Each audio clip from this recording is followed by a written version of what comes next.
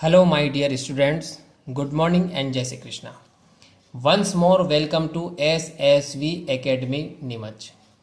ये मेरा contact number है जिससे आप कॉन्टेक्ट कर सकते हो और ये मेरा व्हाट्सअप नंबर है। इस नंबर से आप ग्रुप से जुड़ सकते हो। BSc third year maths. आज का टॉपिक है रिंग, सब रिंग, जीरो रिंग और बुलियन रिंग। लास्ट वीडियो में हमने ग्रुप और आबेलियन ग्रुप के बारे में पढ़ा था। ग्रुप में अपनों ने पढ़ा था कि जो ग्रुप होता है उसमें 4 प्रकार की प्रॉपर्टीज होती है, G1, G2, G3 और G4। देखो क्या क्या नाम था।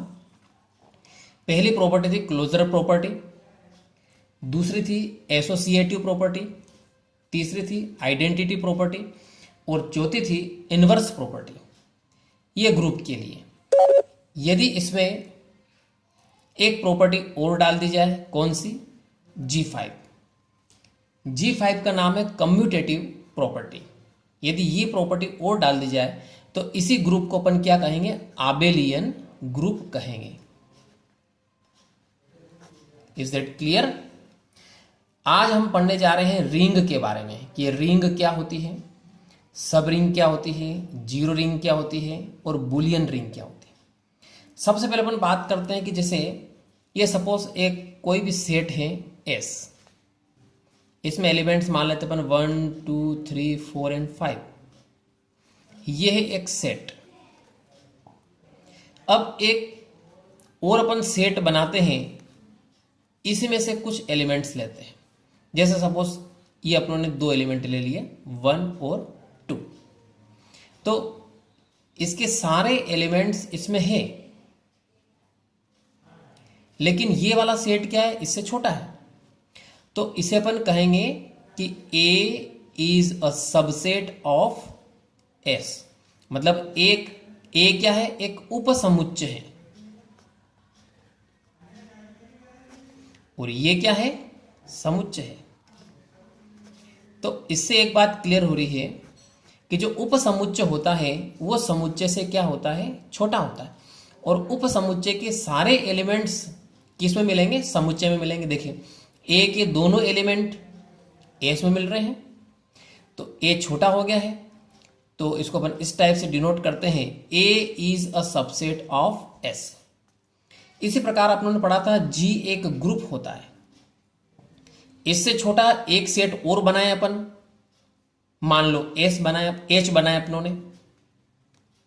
तो ये यदि सबसेट है G का और यदि G ग्रुप है तो इसको अपन क्या कहेंगे? सब ग्रुप कहेंगे। कुल मिलाकर मैं आपको एक बात क्लियर करना चाहता हूं कि यहां पे सब SUB इस शब्द का मतलब होता है उप, यानी छोटा सा हिस्सा। जैसे यहां पे बात कर रहे अपन रिंग, रिंग के क्या बात, इसके बाद क्या आ रहा है? सब रिंग। सब रिंग का मतलब ये होता है कि रिंग का एक छोटा सा हिस्सा है। Is that clear? तो डियर स्टूडेंट्स, अपन स्टार्ट करते हैं रिंग के बारे में कि रिंग क्या होती है। तो एक तरह से अपन बात करें तो रिंग एक प्रकार का एक ग्रुप या फिर एक प्रकार का सेट होता है। इसमें 3 प्रॉपर्टीज होती है। 3 प्रॉपर्टीज कौन कौन सी होती है इसमें? R1, R2 और R3। अब देखिए इसकी डेफिनेशन क्या है रिंग की। रिंग की डेफिनेशन देखिए आप, ये इसकी डेफिनेशन है। An algebraic structure R plus into. अब इसमें ऑपरेशंस दोनों आ गए हैं, प्लस का भी आ गया है और इंटू का भी आ गया है। तो रिंग क्या है? एक एल्जेब्रिक स्ट्रक्चर है जिसमें R क्या है? Non empty set. इसको बोलते हैं अरिक्त समुच्चय। ये पहले भी मैंने आपको क्लियर किया था। अरिक्त समुच्चय, अरिक्त समुच्चय का मतलब ये होता है कि जिसमें कुछ न कुछ एलिमेंट अवश्य होते हैं, खाली नहीं है, पूरी तरह से खाली नहीं होता है, कुछ न कुछ एलिमेंट होते हैं। तो R क्या हो गया? नॉन एम्प्टी सेट यानी अरिक्त समुच्चय है। और प्लस और इनटू ये दो प्रकार के ऑपरेशन से, यानी आर टू बाइनरी ऑपरेशंस। अब आर इज कॉल्ड रिंग, यानी आर को अपन रिंग कहते हैं। कब कहते हैं? If the following properties are satisfy, यदि यह निम्न प्रकार की प्रॉपर्टीज को सेटिस्फाई करे। अब देखो तीन प्रॉपर्टीज कौन कौन सी है। पहली प्रॉपर्टी है R1। R1 में ऑपरेशन ओनली वन लिया गया। देखो यहां पे इसमें दो प्रकार के ऑपरेशन है, प्लस और इनटू। तो कौन सा ऑपरेशन लिया? पहला वाला लिया है, प्लस वाला, इनटू वाला छोड़ दिया अभी। तो R प्लस जो है इज एन आबेलियन ग्रुप, यानी R प्लस क्या है? एक आबेलियन ग्रुप होना चाहिए। अब आबेलियन ग्रुप है तो इसमें 5 प्रॉपर्टी होनी चाहिए। ठीक है, ये अपन पहले पढ़ चुके हैं। कौन कौन से property? Closure property, associative property, देखो ये वाली प्रॉपर्टीज होनी चाहिए। क्लोजर प्रॉपर्टी होनी चाहिए, एसोसिएटिव प्रॉपर्टी होनी चाहिए, आइडेंटिटी प्रॉपर्टी होनी चाहिए, इनवर्स प्रॉपर्टी होनी चाहिए और कम्यूटेटिव प्रॉपर्टी होनी चाहिए। यदि ये पांचों प्रॉपर्टीज है तो अपन इसे क्या कह सकते हैं? आबेलियन ग्रुप कह सकते हैं। यानी पहली शर्त क्या हो गई है कि जो रिंग R1, इसको अपन रिंग कब कहेंगे? जब पहली प्रॉपर्टी सेटिस्फाई करे, यानी कहने का मतलब R1 यानी R क्या हो? एक आबेलियन ग्रुप हो। अब तो प्रॉपर्टी शॉर्ट में देख लेते हैं अपन। ऑपरेशंस कौन सा यूज करना? आपको प्लस का यूज करना है। देखिए पहली प्रॉपर्टी क्लोजर प्रॉपर्टी। अब क्लोजर प्रॉपर्टी में क्या होता है कि for every A and B belongs to R, यानी R जो एक रिंग है तो इसमें दो एलिमेंट है ए और बी, यानी ए और बी जो कि R में शामिल है। Then it implies that A plus B also belongs to R, यानी यदि ए और बी R में से लिए गए हैं तो ए प्लस बी वो भी R में ही मिलेगा। वो भी कहाँ पे मिलेगा? आपको R में ही मिलेगा। ये पहली प्रॉपर्टी कंप्लीट हो गई है, क्लोजर प्रॉपर्टी। सेकेंड प्रॉपर्टी की बात करते हैं अपन, एसोसिएटिव प्रॉपर्टी। अब एसोसिएटिव प्रॉपर्टी क्या होती है? अब इसमें 3 एलिमेंट्स की जरूरत पड़ेगी अपने को। For every A B C belongs to R, यानी 3 एलिमेंट्स हैं, इसमें R में है। तो यहाँ पे ऑपरेशन कौन सा लेना? अपने को प्लस लेना है। तो उस हिसाब से इसको अपन ऐसे लिखेंगे, a plus b plus c equal to a plus b plus c, यानी एक बार ए और बी पर ब्रैकेट लगाना है, दूसरी बार बी और सी पर ब्रैकेट लगाना है। ये हो गया एसोसिएटिव प्रॉपर्टी। तो स्टूडेंट्स ये बात क्लियर हो गई है। नेक्स्ट प्रॉपर्टी की अपन बात करते हैं, तो देखिए आइडेंटिटी प्रॉपर्टी। अब आइडेंटिटी प्रॉपर्टी में क्या होता है कि for every A belongs to R, प्रत्येक ए जो R में शामिल है, there exist E belongs to R, यानी E उसमें एक शामिल होगा। सच दैट किस प्रकार होगा कि A प्लस E करें या इक्वल टू है ना, या E प्लस A करें, दोनों में आपको रिजल्ट मिलेगा A। अब यहाँ पे E जो है ये है आइडेंटिटी, और मैंने आपको पहले बताया था कि आइडेंटिटी प्लस के लिए आइडेंटिटी क्या होती है? 1 होती है, सॉरी 0 होती है। प्लस के लिए आइडेंटिटी क्या होती है? 0 होती है। यानी a प्लस 0 और 0 plus A equal to A, यानी इसको ऐसा लिख सकते हैं अपन। देखो a plus 0 equal to 0 plus A equal to क्या आ जाएगा? ए आ जाएगा। तो ये तीसरी प्रॉपर्टी हो गई अपने आइडेंटिटी प्रॉपर्टी। इसके बाद चौथी प्रॉपर्टी इसमें इनवर्स प्रॉपर्टी। अब इनवर्स प्रॉपर्टी में क्या होगा? देखो इनवर्स प्रॉपर्टी में क्या होगा? For every A belongs to R, there exist, एक दूसरा एलिमेंट ले लेते हैं अपन, B बिलोंग्स टू R। और ये किस प्रकार होगा कि इन दोनों का अपन ऑपरेशन करें, कौन सा? प्लस वाला ही लेना है। A प्लस बी करें या B प्लस ए करें, तो दोनों ही कंडीशन में E मतलब आइडेंटिटी मिलेगा। अब आइडेंटिटी अभी जस्ट बात की अपनों ने, आइडेंटिटी प्लस के रेस्पेक्ट कितनी होती है? 0 होती है। क्लियर? तो यहां पे आइडेंटिटी क्या मिलेगा आपको? 0 मिलेगा। Is that clear? तो ये हो गया अपने इनवर्स प्रॉपर्टी। इसके बाद पांचवी प्रॉपर्टी है कम्यूटेटिव प्रॉपर्टी। अब कम्यूटेटिव प्रॉपर्टी किस प्रकार से होती है कि for every A and B belongs to R, then it implies that A plus B करो या बी प्लस ए करो, दोनों ही आपस में इक्वल रहेंगे। इसको हिंदी में कहा जाता है क्रम विनिमयता, यानी इनका अपन क्रम चेंज कर दिया है, इंटरचेंज कर दिया इनको, इनका प्लेस चेंज कर दिया, ए प्लस बी के बजाय क्या लिख दिया, बी प्लस ए लिख दिया है। क्लियर? तो इसमें रिंग के लिए पहली प्रॉपर्टी अपने क्लियर हो गई है। क्या प्रॉपर्टी थी कि आर प्लस एक आबिलियन ग्रुप है। क्लियर? अब देखो इसकी सेकंड प्रॉपर्टी की बात करते हैं। टोटल 3 प्रॉपर्टी रिंग के लिए। अब सेकंड प्रॉपर्टी क्या है देखो, यस,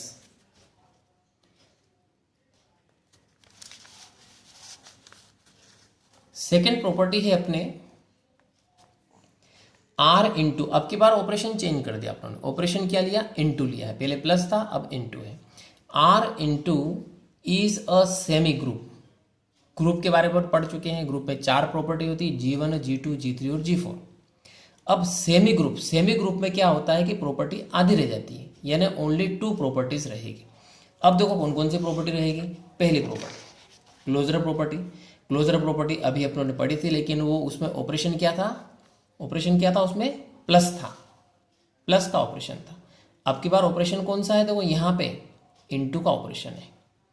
तो इंटू के रेस्पेक्ट अपन क्लोजर प्रॉपर्टी लिखते हैं। देखो इंटू के रेस्पेक्ट क्लोजर प्रॉपर्टी कैसे आएगी, for every A b belongs to R, then it implies that A into b belongs to R.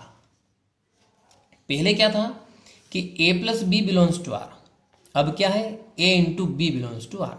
यानी यदि कि ए और बी आर में शामिल है तो इनका मल्टीप्लाई करेंगे, ए इंटू बी निकालेंगे तो वो भी कहाँ पे रहेगा, आर में ही रहेगा, यानी आर में ही मिलेगा वो आपको। इसके बाद सेकेंड प्रॉपर्टी की बात करते अपन एसोसिएटिव प्रॉपर्टी। अब एसोसिएटिव प्रॉपर्टी ये इंटू के रेस्पेक्ट अपने को शो करना है, ठीक है। अब देखिए कैसे करते हैं, for every A and B belongs to R, then it implies that A into B, इसको ब्रैकेट में लिख लेते हैं, इंटू सी इक्वल टू, आपकी बार ब्रैकेट बी और सी पे लगा दो, ए इंटू बी इंटू सी। तो इससे पहले वाले में क्या पढ़ा था, प्लस आ रहा था, इसमें क्या आ रहा है, इंटू आ रहा है, क्योंकि बात कर रहे हैं अपन आर इंटू की बात कर रहे हैं। तो ग्रुप में 4 प्रॉपर्टी होती है, इसमें केवल 2 प्रॉपर्टी सेटिस्फाई हुई है, इसलिए इसको सेमी ग्रुप के नाम से जानेंगे। तो आर इंटू क्या है, सेमी ग्रुप है, तो यहाँ पर रिंग के लिए दूसरी प्रॉपर्टी सेटिस्फाई हो गई है। अब इसके बाद इसमें लास्ट प्रॉपर्टी है, देखो डिस्ट्रीब्यूशन लॉ, यानी इसमें डिस्ट्रीब्यूशन लॉ यानी जिसको बोलते हैं वितरण नियम लागू होना चाहिए। और डिस्ट्रीब्यूशन लॉ में दोनों ऑपरेशन एक साथ लिए गए, प्लस भी लिया गया और इंटू भी लिया गया। अभी इससे पहले एक बार प्लस लिया था, एक बार इंटू लिया था, अब की बार आपको क्या करना है, दोनों ऑपरेशंस एक साथ लेना है। क्लियर? अब डिस्ट्रीब्यूशन लॉ मतलब वितरण नियम। अब ये 2 प्रकार का होता है, एक लेफ्ट वाला होता है, एक राइट वाला होता है। क्या होता है, एक लेफ्ट वाला होता है और एक राइट वाला ऑपरेशन होता है। देखिए मतलब लॉ होता है, देखिए फर्स्ट LDL। अब LDL का मतलब होता है लेफ्ट डिस्ट्रीब्यूशन लॉ। अब देखिए लेफ्ट डिस्ट्रीब्यूशन लॉ कैसे लिखते हैं अपन इसको। अब इसमें 3 एलिमेंट्स की जरूरत पड़ेगी, तो अपन 3 ले लेते हैं, for every A B C belongs to are.